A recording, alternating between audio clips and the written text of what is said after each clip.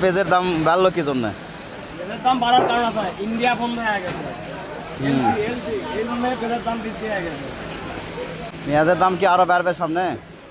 অবশ্য বাড়ার সম্ভাবনা বেশি। এখন বর্তমানে কত হচ্ছে? 70 টাকা কেজি। 350 টাকা, তার মান ধারা।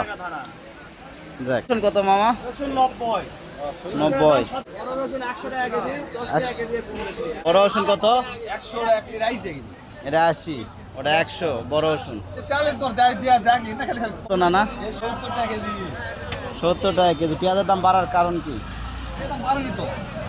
ইন্ডিয়া আছে না আসবে আবার? ইন্ডিয়া এখন বন্ধ বলে। ইন্ডিয়া না আসার জন্য ইন্ডিয়া না হলে পেঁয়াজ লাগলো 100 টাকা কেজি। এই পেঁয়াজি 100 টাকা দাম হবে না কে? এখন পেঁয়াজ কিনা দাম 25 কেজি হয়েছে। হ্যাঁ, হ্যাঁ সেটা সমান দাম দেখে বাড়েনি গো। ঠিক আছে। যাক, ওকে। আমার রসুন 100 টাকা কেজি। হ্যাঁ, ঠিক আছে। একাই করে কি হবে? আদা 140 টাকা কেজি। রসুন 100 টাকা কেজি। রসুন 100 টাকা কেজি। আদা 140। পেঁয়াজ 70 টাকা কেজি। পেঁয়াজ 70 টাকা কেজি। পেঁয়াজ 70 টাকা কেজি।